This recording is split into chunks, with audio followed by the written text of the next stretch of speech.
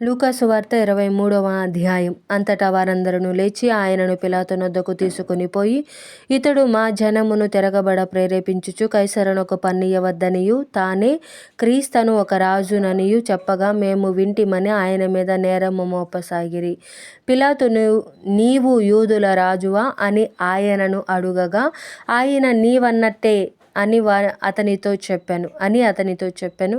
పిలాతు ప్రధాన యాజకులతోనూ జన సమూహములతోనూ ఈ మనుష్యుని యందు నాకు ఏ నేరమును కనబడలేదనెను. అయితే వారు ఇతడు గలిలయ దేశము మొదలుకొని ఇంతవరకును యూదయ దేశమందంతటా ఉపదేశించుచు ప్రజలను రేపుచున్నాడని మరింత పట్టుదలగా చెప్పిరి. పిలాతు ఈ మాట విని, ఈ మనుష్యుడు గలిలయుడా అని అడిగి, ఆయన హేరోదు అధికారము క్రింద ఉన్న ప్రదేశపు వాడని తెలుసుకుని హేరోదు నొద్దకు ఆయనను పంపెను. హేరోదు ఆ దినములలో యెరూషలేములో ఉండెను. హేరోదు యేసును చూచి మిక్కిలి సంతోషించెను. ఆయనను గూర్చి చాలా సంగతులు విన్నందున ఆయన ఏదైనను ఒక సూచక క్రియ చేయగా చూడ నిరీక్షించి బహుకాలము నుండి ఆయనను చూడగోరెను. ఆయనను చూచినప్పుడు చాలా ప్రశ్నలు వేసినను ఆయన అతనికి ఉత్తరమేమీ ఇయ్యలేదు. ప్రధాన యాజకులను శాస్త్రులను నిలువబడి ఆయన మీద తీక్షణముగా నేరము మోపిరి. హేరోదు తన సైనికులతో కలిసి ఆయనను తృణీకరించి అపహసించి ఆయనకు ప్రశస్తమైన వస్త్రము తొడిగించి పిలాతు నొద్దకు మరలా పంపెను.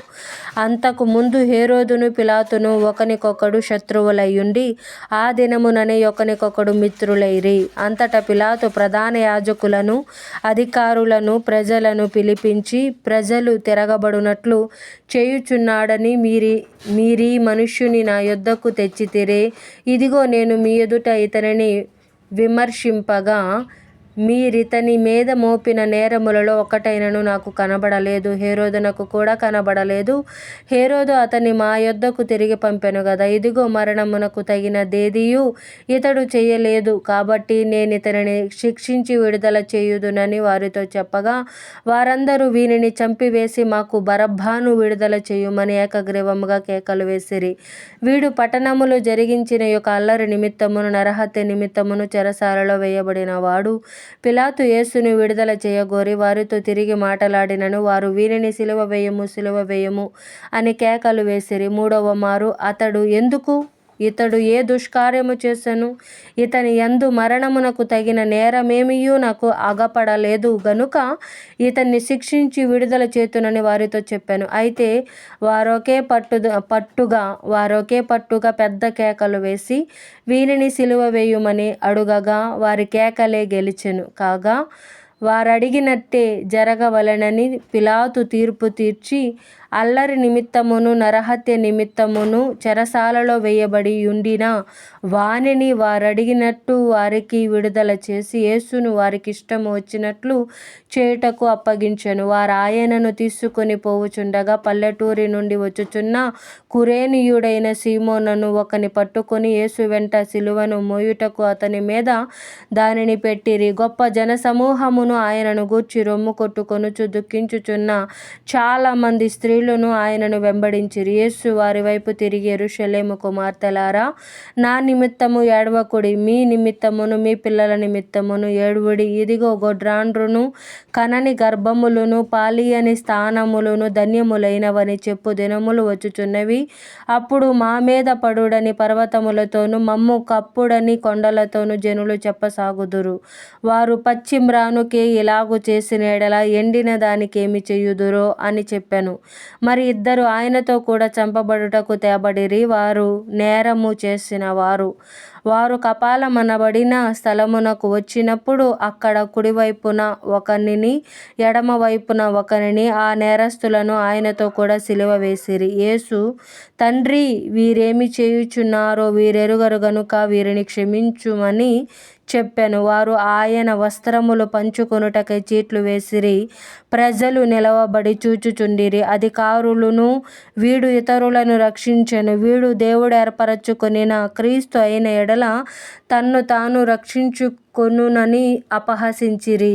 అంతటా సైనికులు ఆయన యొద్దకు వచ్చి ఆయనకు చిరకనిచ్చి, నీవు యూదుల రాజువైతే నిన్ను నీవే రక్షించుకొనుమని ఆయనను అపహసించిరి. ఇతడు యూదుల రాజని పై విలాసము కూడా ఆయనకు పైగా వ్రాయబడెను.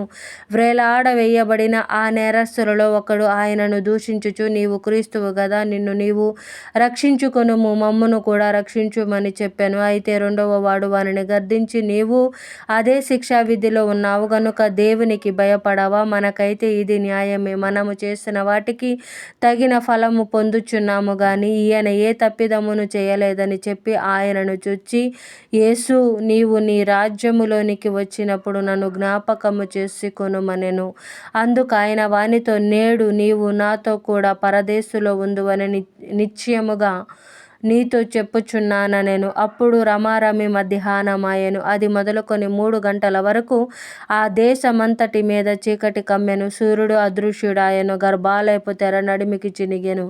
అప్పుడు యేసు గొప్ప శబ్దముతో కేక వేసి, తండ్రి, నీ చేతికి నా ఆత్మను అప్పగించుకొనుచున్నానెను.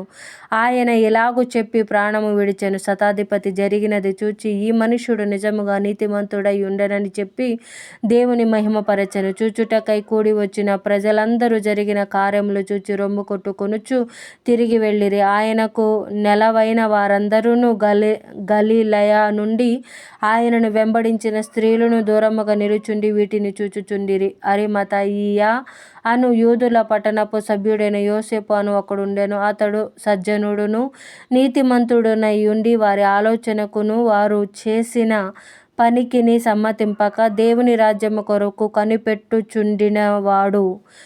అతడు పిలాతు నొద్దకు వెళ్ళి యేసు దేహము తనకిమ్మని అడుగుకొని దానిని క్రిందకి దింపి సన్నపు నారబట్టతో చుట్టి తొలిచిన రాతి సమాధిలో ఉంచెను. అందులో ఎవడును అంతకు మునుపెప్పుడునూ ఉంచబడలేదు. ఆ దినము సిద్ధపరచు దినము, విశ్రాంతి దిన ఆరంభము కావచ్చెను. అప్పుడు గలిలయ నుండి ఆయనతో కూడా వచ్చిన స్త్రీలు వెంట వెళ్ళి ఆ సమాధిని ఆయన దేహము ఎలాగుంచబడెనో చూచి తిరిగి వెళ్ళి సుగంధ ద్రవ్యములను పరిమళ తైలములను సిద్ధపరచి ఆజ్ఞ చొప్పున విశ్రాంతి దినమున తీరికగా ఉండిరి.